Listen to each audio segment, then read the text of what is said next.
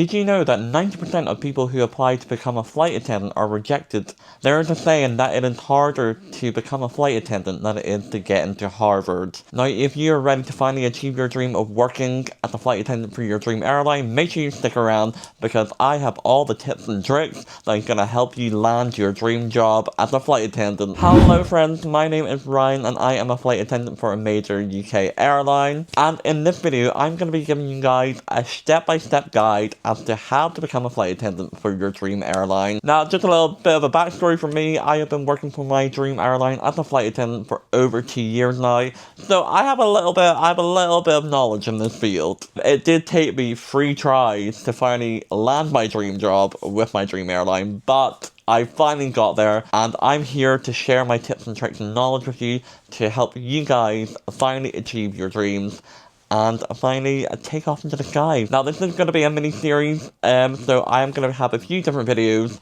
covering from the application process to the online assessment and interview process and the in-person face-to-face interviews. So make sure you hit that subscribe button down below and that notification bell, and you guys will be the first to know whenever I upload a brand new video. So many airlines get so many applications. My airline alone, in 2024, we had quite a lot of recruitment going on. So there is a lot of competition there. There's a lot of people vying for those positions and not a lot of positions going. So in this video, I am going to cover finding your dream airline if you don't know which airline you want to work for, going through the process of applying for different airlines. I'm going to cover your CV and resume application and submission, and also I'm going to be covering the online questionnaire / survey a lot of airlines seem to be doing these days. And that will be this video. Of course, I will have another video on the topic of your video interview and a further video on your face-to-face interview / assessment day. Now, what I will say before you even apply for any airline, this is a very long application process. Like, this process can take up to a year for some airlines. In my case, it took me, I think, from hitting the apply button to actually flying my very first flight, I would say 6 months, maybe just over 6 months, and if that includes the training too. So it's a very long application process. So what I will say is, be prepared for the long haul. And that was no pun intended. It is a very long process. If you're not somebody who's patient, you're going to find it very frustrating because this is a very, very long process, and I believe the majority of airlines are like this. It just takes a long time to get through the application process, to then do your training, to get all the items that you require, any visas or paperwork signed off. There's a lot going on, so it's a very long process. So before you even apply, step number 1, be prepared for the long journey. It is a very long journey from hitting the apply button to actually starting your training to then actually flying your very first flight. It just takes the airlines quite a long time to get through all the applications, especially because they get so many. So they just need the time to do all that, obviously get everybody in to assess them, hire people, uniform fittings, training, all that. So it does take a while, but I promise you, when you do get to the very end of the process, it's very rewarding. It is. So it's worth it in the end, but step number 1, be prepared for the long journey.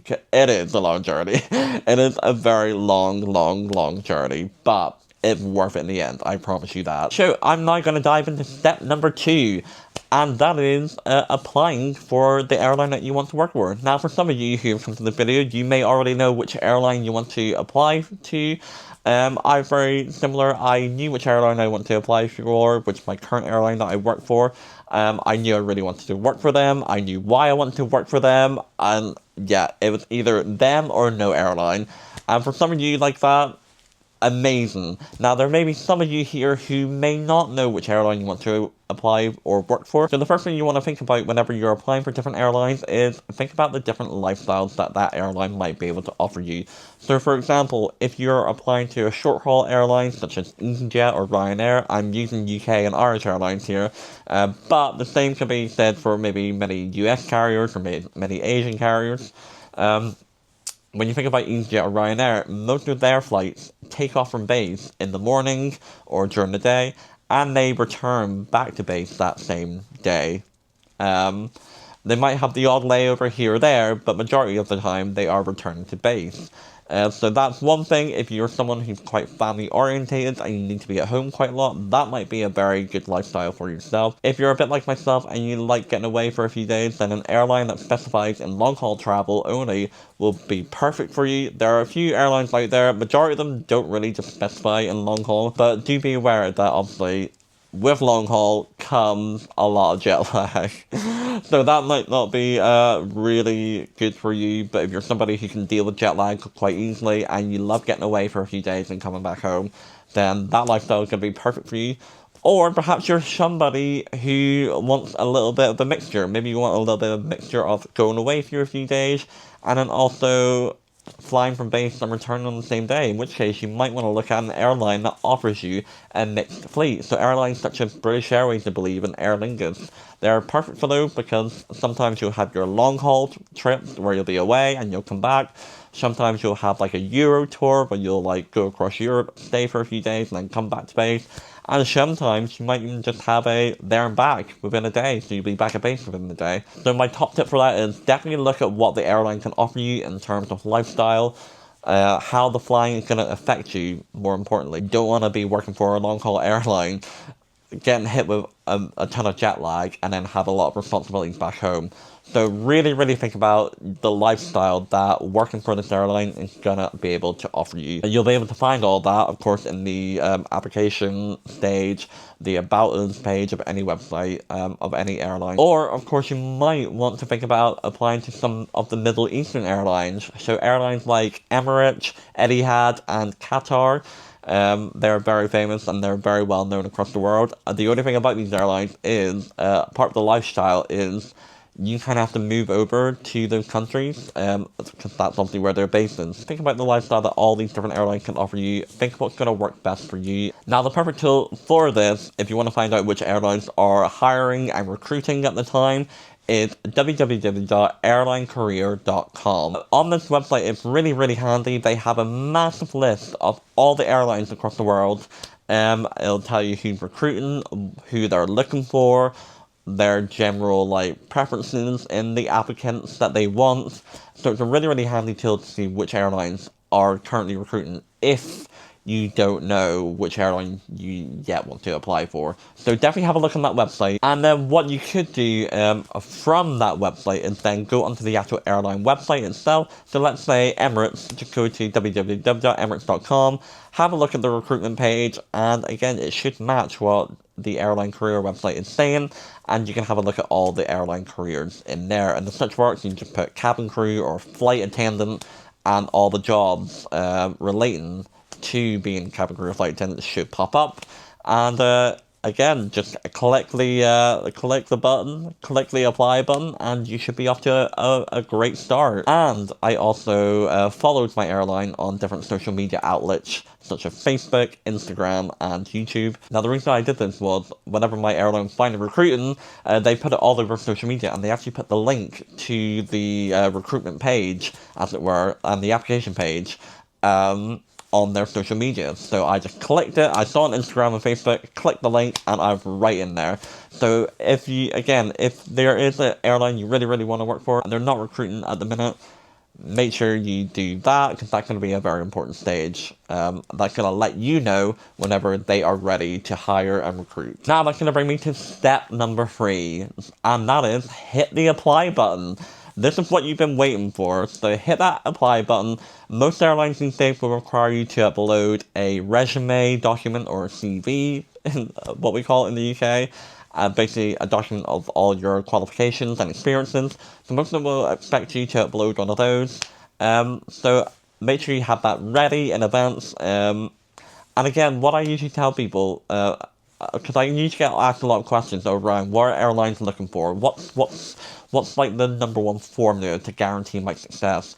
And the thing that I would say is, in your CV and resume, it's the first chance that your airline is getting to meet you, and you really want to make a great impression. And the best way to do that is talk about your customer service. So it's all about service, service, service, service. Customer service, customer service, customer service. Now let me just tell you, airlines, they can offer you the amazing health and safety training, and they can offer you the security training, and they know this. They know what they can offer you.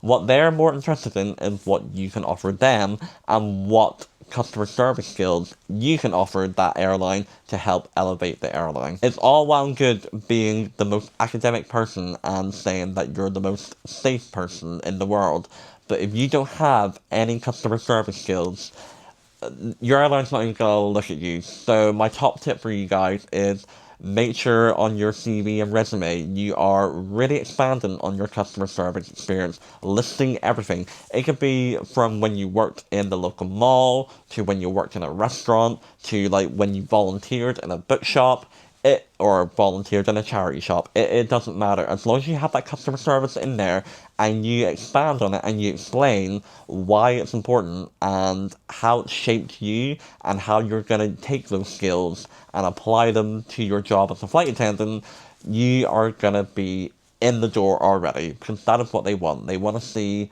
what you're going to be able to offer the customers, what you're going to be able to offer the airline, and how you're going to make every single customer on your flight happy. If you don't have any customer service experience, go out, find yourself a job that involves yourself being in these kind of industries. And the best industries that I can recommend for this is going to be either retail, so shops, hospitality, so maybe like working in a hotel, or food and beverage, so restaurants, pubs, takeaways, that kind of thing. And the reason why I recommend those top three industries is because you're going to be working with customers every day, and that's going to give you the perfect opportunity to develop and enhance your customer service skills. So remember, when you're applying for an airline, customer service, customer service, customer service. That is what they are looking for. That's what they love. That is what's going to get their appetites wet.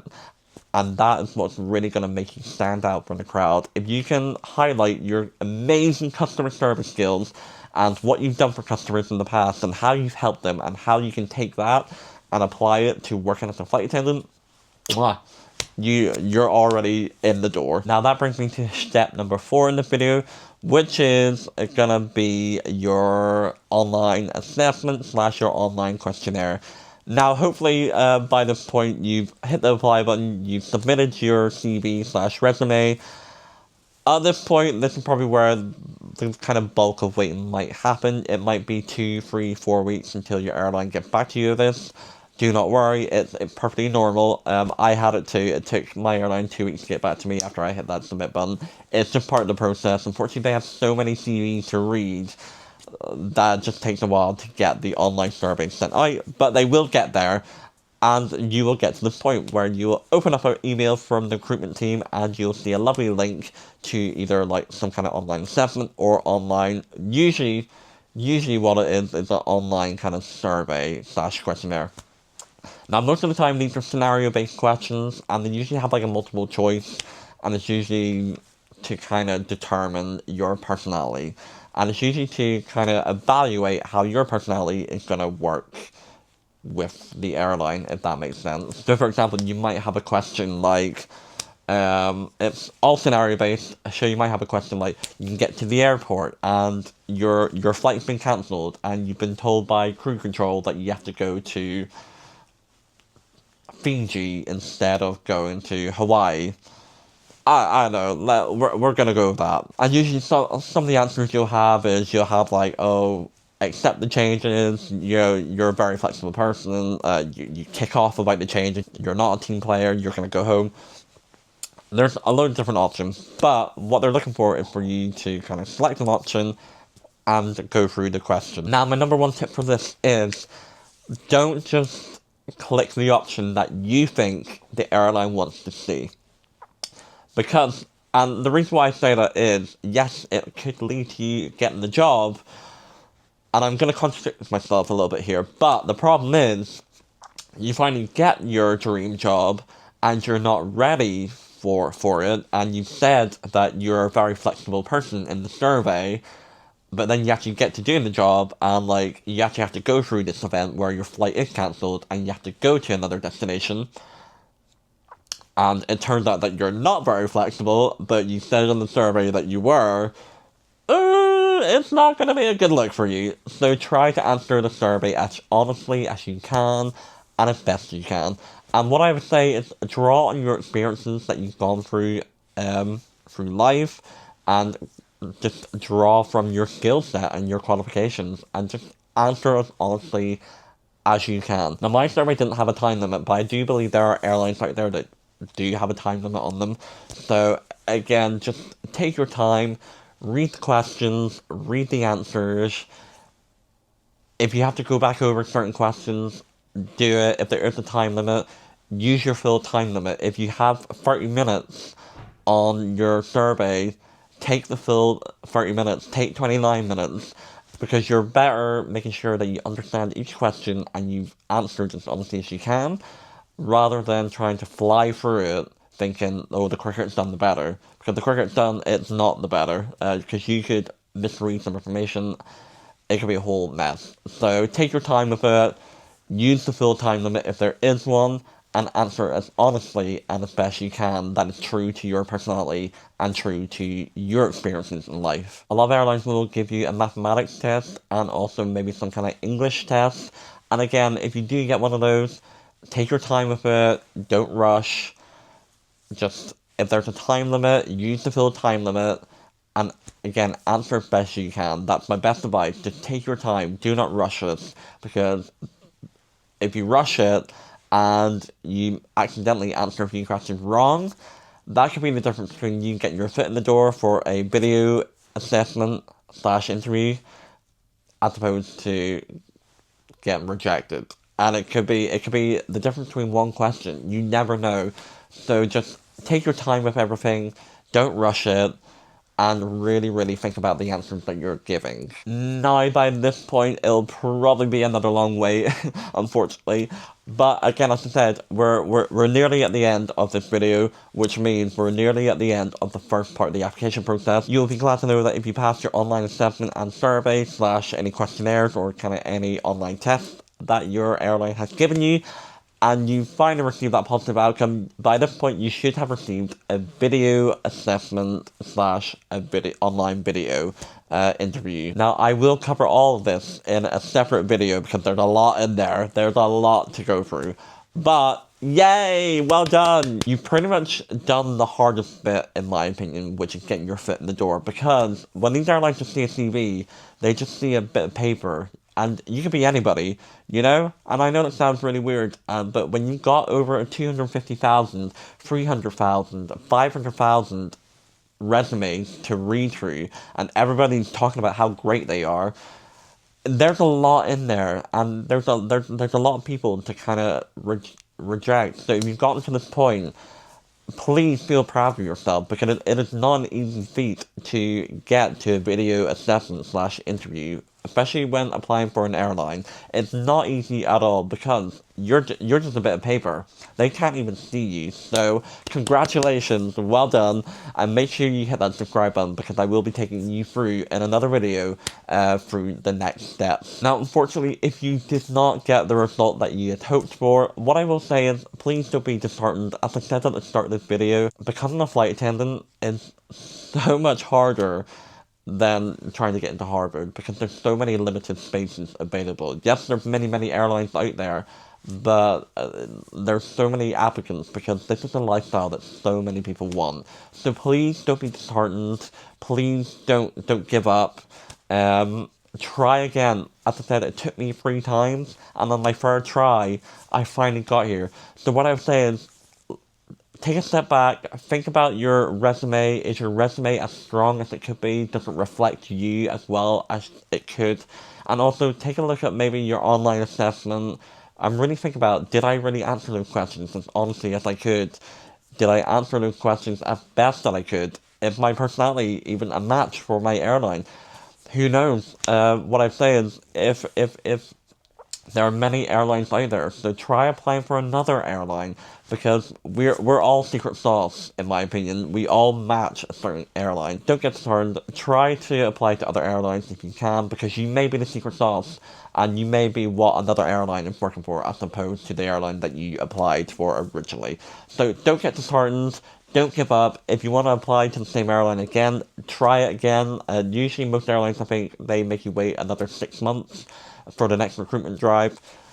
Keep trying and keep reflecting on yourself, and that is my best tip for you. I know it's so disappointing. Trust me, I've been there. If anyone can empathize, it's me. Trust me, I was absolutely gutted when I got rejected the first few times. Take it from me, it will happen for you if you really, really want it and you're ready to put in the work for it.